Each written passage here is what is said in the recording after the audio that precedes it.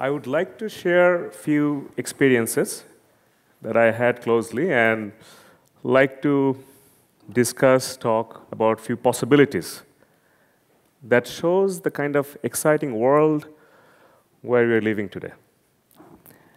So I will start the story with this fisherman. I took the picture in 2005 before I started a company called Sellbazaar. If he catches a fish like this, that's his lucky day. But finding a market or a buyer or a consumer for this fish, you have to be luckier. Because he lives far from the market, and even if he lives near the market, he doesn't have access to the market all the time. And taking the fish all the way to the market, it may not stay fresh. So what do you do about this guy? That was the genesis of Sellbazaar, the company I'll tell you about a little bit. But before telling about Sellbazaar, let's talk about country like Bangladesh, where I come from. It has lots of limitations, but in one area, Bangladesh and many developing countries have done fantastically well, is mobile phones. There are 75 million mobile phones in Bangladesh. Each of these mobile phone is actually a small computer.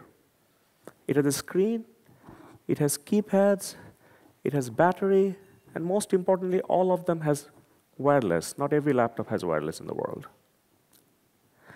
Now, at the same time, apparently each of these, I hear that in 1969, when man went to moon, the kind of computer NASA used to use, a less than $20 mobile phone has more computing power than those NASA computers. So in that sense, a country like Bangladesh right now has 75 million mobile phones. That means 75 million NASA computers. That's a tremendous computing resource. Now let's think about this. Let's go back to the fisherman story. So there are 75 million mobile phones. Let's assume that there's at least 1% of the mobile phone users are fishermen.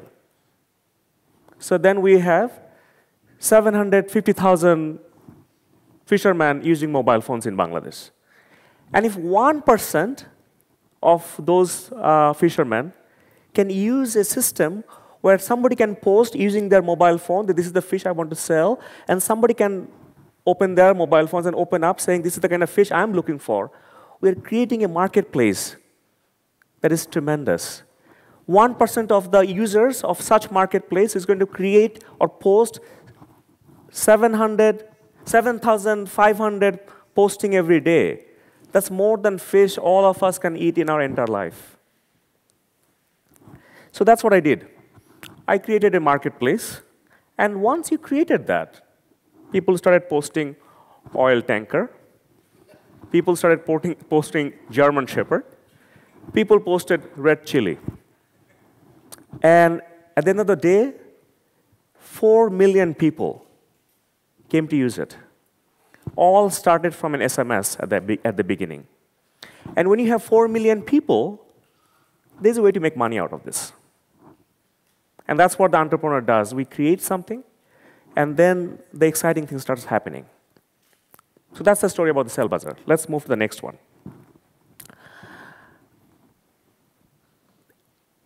There are 160 million people in Bangladesh, and apparently all the trades are happening most of the time among the unbanked people, cash. People are just, people sending money home, people are sending, people are buying, people are doing small little trading, the tomato seller is giving money cash. Apparently $64 billion worth of taka is exchanged every year by hands. $64 billion. So the idea was to create a mobile phone-based banking, because again, I told you, each and every mobile phone is like a small computer. So if I can send money from my computer to your computer, I should be able to send money from my cell phone to your cell phone. Okay? And if you can create that, a poor person can have a bank account, can transfer money, even save. And just to make sure that I don't understate the complexity of this setting up this thing, this is a fairly complicated things. You can see all these arrows, this happening, that happening. These are all the players that are involved in making something like this. Central bank is involved, coming up with pragmatic regulation. Legal compliance is there. Banks are coming. Mobile operators, technology. I'm working with the largest NGO in the world called BRAC. It's a fantastic NGO support they're providing. A team to deliver this thing, distributors, agents, confidence building, finding customers, creating awareness, and giving them education. But once you do all this thing, the users don't have to worry about this thing. That's the worry of the entrepreneur, that's the worry of the regulators. But once you create this thing, money goes home instantly to your loved ones. And when something like this happens, we are witnessing technology leapfrogging 1,000 years in one step. And it's happening right now in Bangladesh. It happened in Africa. It's happening in probably many other countries in the world as well.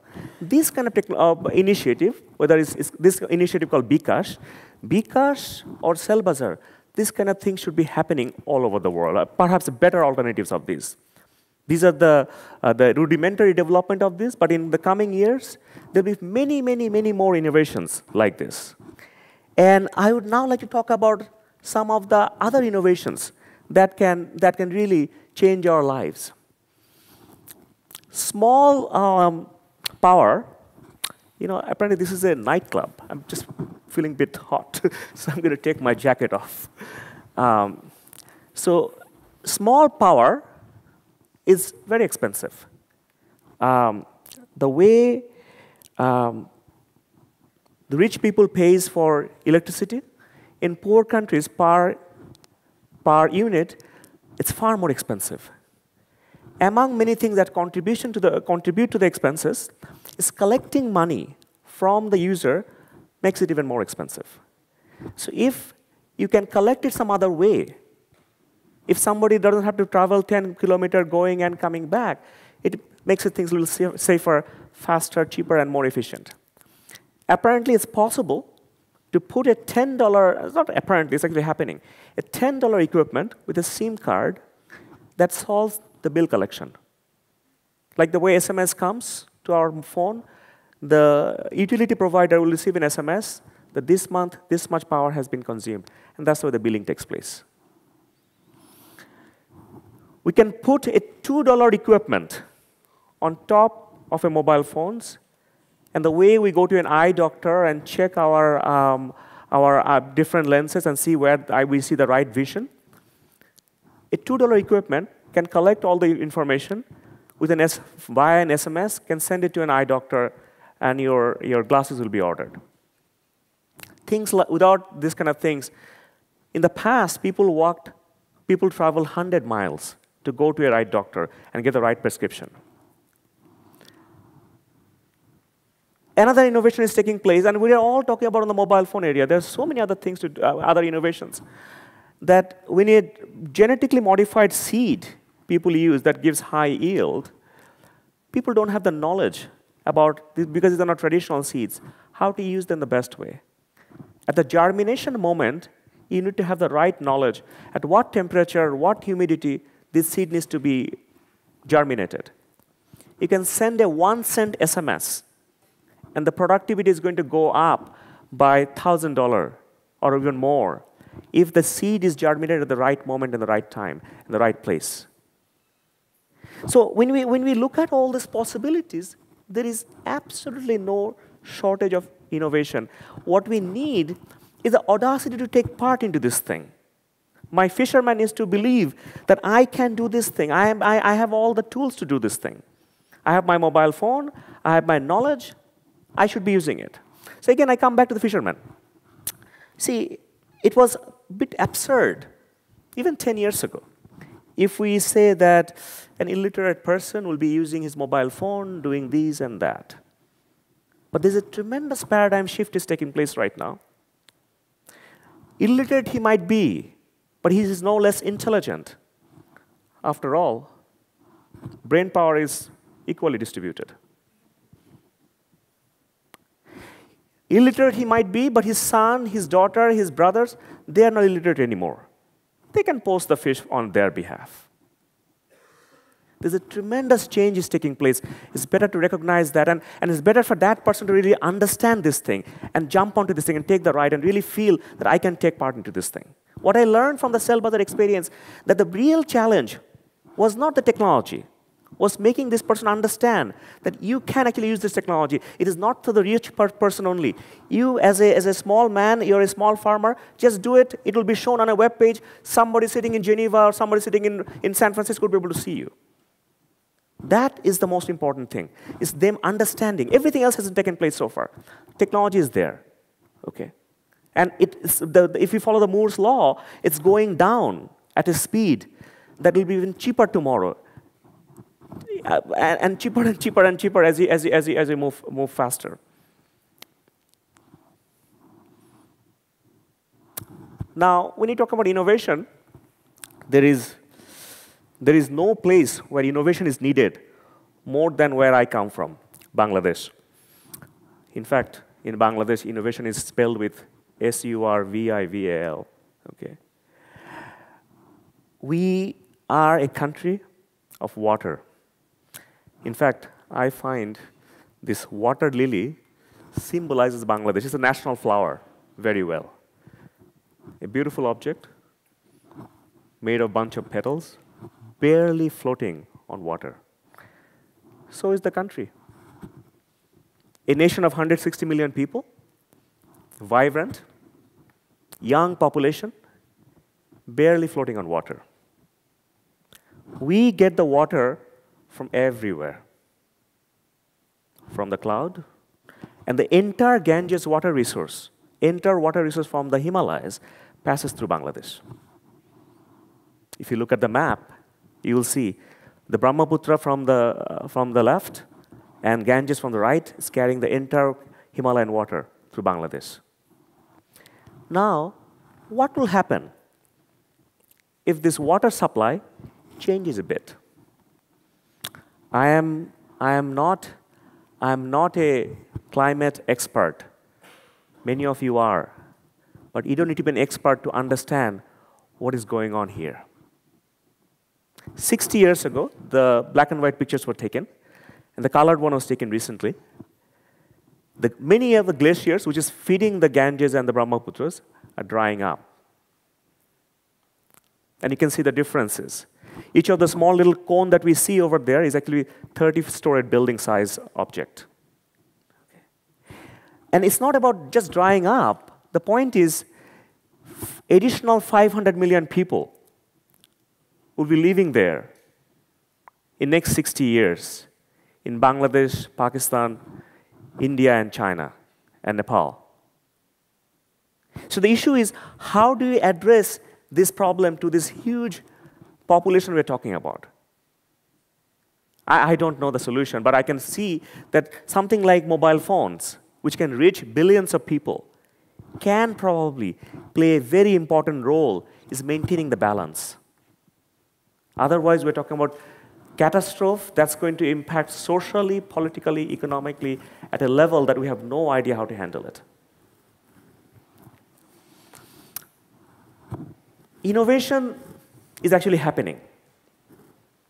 In the coming days, in next, even within 6 months to 1 year, you will start seeing there will be some telephones will be coming, which is even applying artificial intelligence.